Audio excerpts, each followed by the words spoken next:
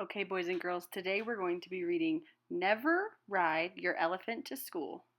The author is Doug Johnson and the illustrator is Abby Carter. Now when you hear this sound, you'll know it's time to turn the page. Make sure to use your 2-finger claw and gently turn the page. I am so excited to read this story. I can't wait any longer. Let's go ahead and open our books. The first page we see has the title again. Let's go ahead and turn that one. And next we have the dedication page. I love the dedication page. A dedication is the expression of a friendly connection or thanks towards another person. Here is our title page where we see the title of the story again, and we also see the author and the illustrator. Can you remember what the author does? Yep, the author writes the words and the illustrator draws the pictures. Now let's get started.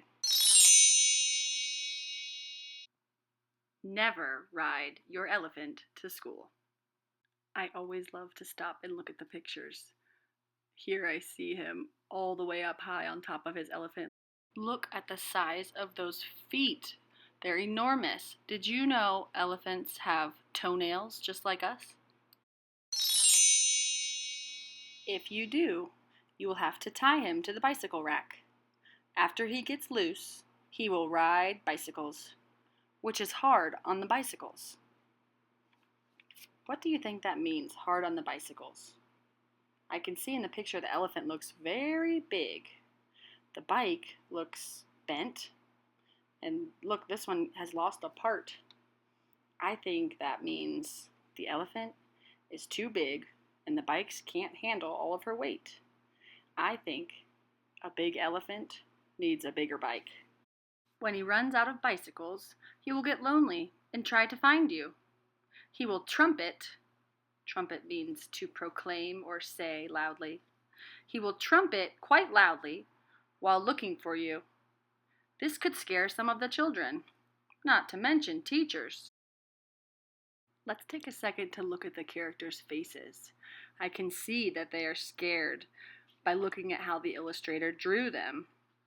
They're leaning back and their eyes are really big. Their mouths are open.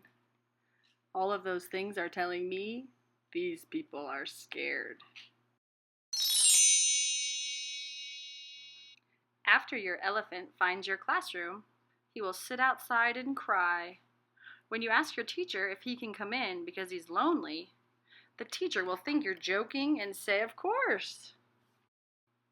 To revive your teacher, revive means bring back to consciousness. To revive your teacher, you will need to have the elephant squirt her with water. Elephants can squirt an awful lot of water. It looks like she fainted when she saw the elephant, so he revived her by splashing her with water from his trunk. Ooh, quick fun fact. This is a snorkel. A snorkel is a short, curved tube that a swimmer can use to breathe through when they put their face underwater. Did you know that elephants use their trunk as a snorkel? They hold their trunks out of the water and use them to breathe as they swim underwater. I mean, how cool is that? Do you see the elephant swimming? That is amazing. Okay, back to our story. So we were at the part where the teacher fainted and our elephant used the trunk to revive her. Here we go. By this time, school will have started and it will be too late to take your elephant home. The custodian will have to find a very strong chair and desk for him. This could take until recess. The custodian won't be very happy. Those are just some of the reasons why you should never ride your elephant to school. But if you do, you should know. Use caution at recess. Caution means taking care to avoid danger or mistakes. So use caution at recess. Your elephant will want to play soccer. His tusks can cause serious problems. Never be the goalie. He can kick very, very hard. Elephants are good at math and love to give answers. While waiting to be called on, your elephant might get excited and wiggle around in his chair. Elephants can really wiggle. Lunchtime can be terrible. Elephants eat quite a lot. Never open a bag of peanuts, even across the room from him. An elephant's trunk can stretch a long way. Your elephant will love the lunch break. He'll jump rope, kind of, play hopscotch, and tetherball. Do not let him play tetherball. He could hit the ball too hard. When your teacher reads a book after lunch, make sure your elephant sits in the back of the room.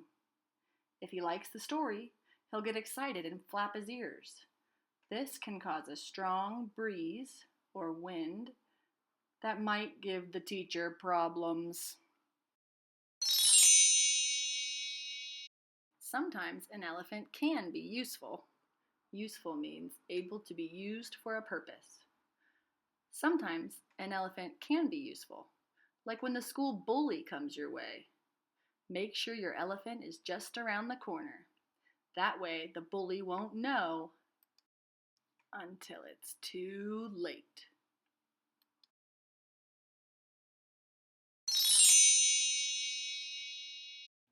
Or during spelling. If you have a spelling bee, make sure your elephant is on your team. Your team will win.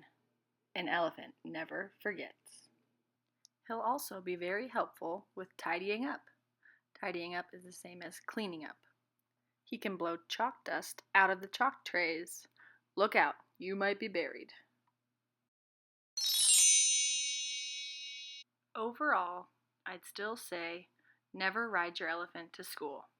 Just think, earthquake drills can be a problem. It'll be hard to get him under his desk. Gym class could be hazardous. Hazardous means risky or dangerous. Gym class could be hazardous. He'll want to climb the rope. Just make sure you don't stand too close. The rope might not hold him up. Let's pause and think for a second how the elephant feels at this point in the story. Let's look at the illustration and think of what kind of evidence we can come up with to show how we think the elephant feels. Think for a second, and then we can talk about it. Your elephant will love art class and will be very creative. Be careful. Once he gets started, it might be hard for him to stop. But if you think that's messy, wait till the end of the day. You'll have to help him clean around his desk. Elephants can be very untidy. That means messy. Warn your friends not to get in front of your elephant when school lets out. Elephants tend to rush. That means they are often in a hurry. Make sure you leave school right away. There will be some very upset students with wobbly bicycles. So, never ever ride your elephant to school.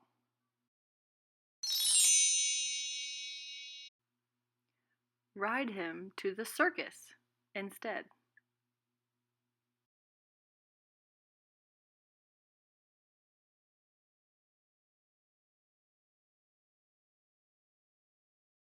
The end.